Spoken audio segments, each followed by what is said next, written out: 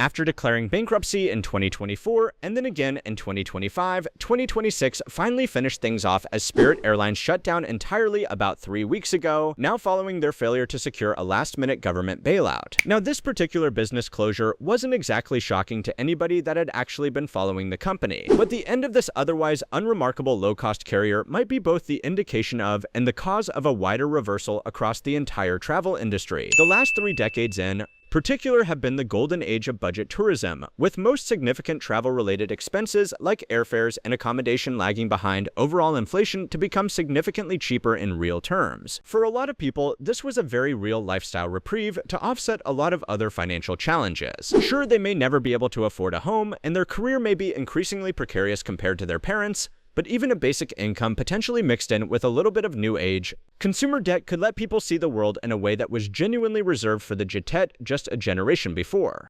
According to the booking company Going, this time last year was the second cheapest month on record for airfares, which they noted in the report was unlikely to change unless there were any major shocks in 2026. The reality today is there are several headwinds that are all pushing back against the trend of budget-friendly travel, and increased fuel costs are just one small part of the puzzle. The closure of Spirit may be equally the result of their own poor practices mixed in with unfavorable market conditions. But no matter where the finger is eventually pointed, without their low-cost seats in the market, regular airlines have much less pressure to be competitive on their prices, which is a dynamic playing out in far more places than just this one specific example. Travel-related expenses are up by 20% year over year, and this was already happening before we started making a distraction in Iran. Drivers nationwide are fretting over increasing gas prices, and now airlines say they are feeling the pinch.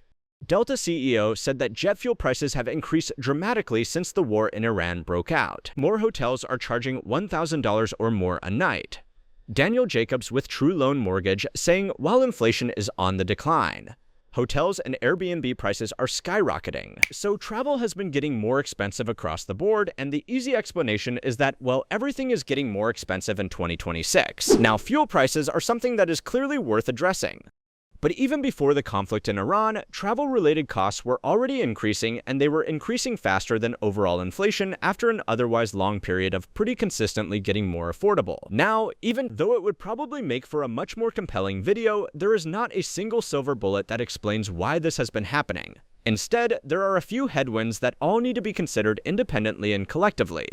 And then, of course, they will make a lot more sense when we sprinkle the oil prices back into the equation. Engine supply has become the binding constraint on the entire global narrow-body market, with LEAP engines from CFM International which power both the A320neo and the 737 MAX, effectively setting the upper limit on how many new planes anyone can put in the air, which means even if a low-cost carrier wanted to step into Spirit's empty routes tomorrow with brand-new fuel-efficient planes, those planes are not available possibly for years. All of this to say that just as something like Spirit Airlines dragged down costs on the routes they flew from the budget end of the market, the draw of premium seats is pulling prices up as more space gets allocated to higher revenue seats.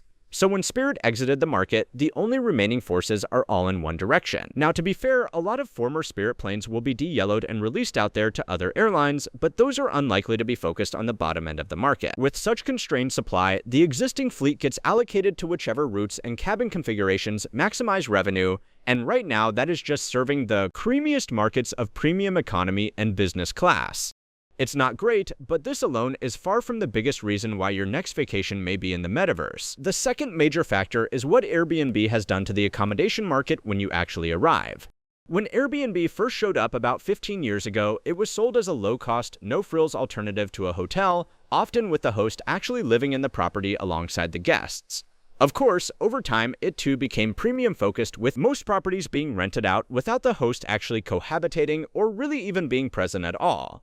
Landlords figured out that displacing their tenants to convert their properties into pseudo-hotels gave them a slightly higher rental yield, and that's all they really needed to know.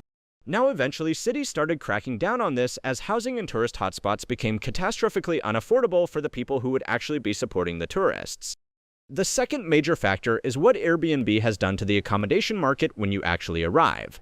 When Airbnb first showed up about 15 years ago, it was sold as a low-cost, no-frills alternative to a hotel, often with the host actually living in the property alongside the guests. Of course, over time, it too became premium-focused, with most properties being rented out without the host actually cohabitating or really even being present at all. Landlords figured out that displacing their tenants to convert their properties into pseudo-hotels gave them a slightly higher rental yield, and that's all they really needed to know. Now eventually, cities started cracking down on this as housing and tourist hotspots became catastrophically unaffordable for the people who would actually be supporting the tourists. To a lot of city centers that have been somewhat overrun by revenge travelers, this is kind of the point.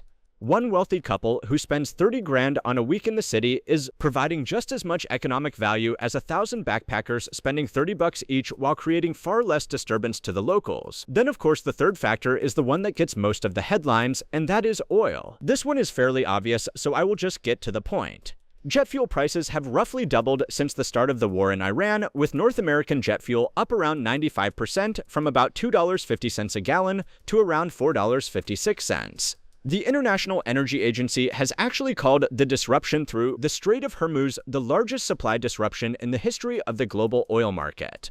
The relevant thing for our purposes is how those costs get distributed. The marginal cost of fuel in a $10,000 business class seat might be an extra $500. Not nothing, but the kind of customer paying 10 grand for a flatbed is not going to notice the difference.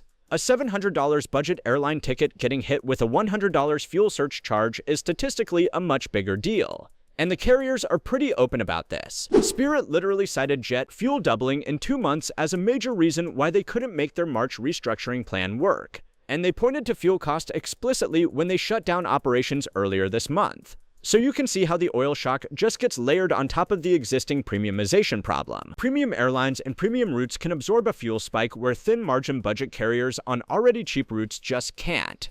The fourth and final headwind doesn't get talked about much in the travel context, but it does a lot of the heavy lifting, and that is what is happening to the US dollar. For most of the last decade, Americans have been able to lean on a strong dollar to get genuinely cheap overseas vacations. That was especially true in places like Japan, where a weakening yen meant an American on a basic salary could spend a week living large, effectively subsidized by the petrodollar.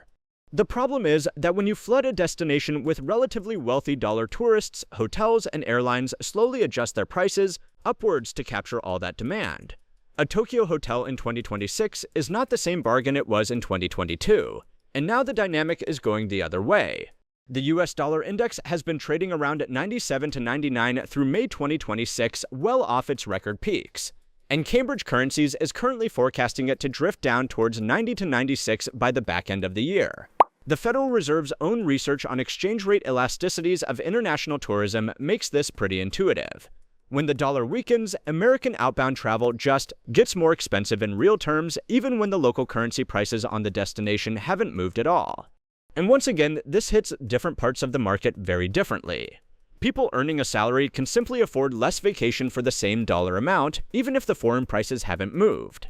And anyone who needs to top up their trip with a personal loan is doing so at an interest rate pretty much double what they were 4 years ago. People who are already wealthier in asset terms like stock portfolios and property have largely had any dollar weakness offset by their asset gains. And the strong stock market has actually made them more comfortable spending on travel, not less. Now, I just want to quickly mention that a smaller channel by the name of Analyzing Finance with Nick actually made a great video on this dynamic a few weeks ago. He is very straight to the point, but he has done a lot of good deep dives on different topics and is definitely worth checking out. In real terms, travel is still cheaper than it was 20 years ago. And again, just for a bit of perspective, June 2025 was the second cheapest month for airfares on record. But there is no hard and fast rule that says this has to remain true. And for what it's worth, cheap travel was kind of the one consolation prize for a generation that mostly missed out on the other big consumer wins of the last 50 years. They might not have got the same shot at home ownership their parents did. Their careers are more precarious. Their student debt is heavier in real terms, and they have lived through 3 major recessions. But the one consolation prize they did get, being able to fly anywhere for cheap, is now potentially also drying up. But from the market's point of view, this is all working exactly as intended.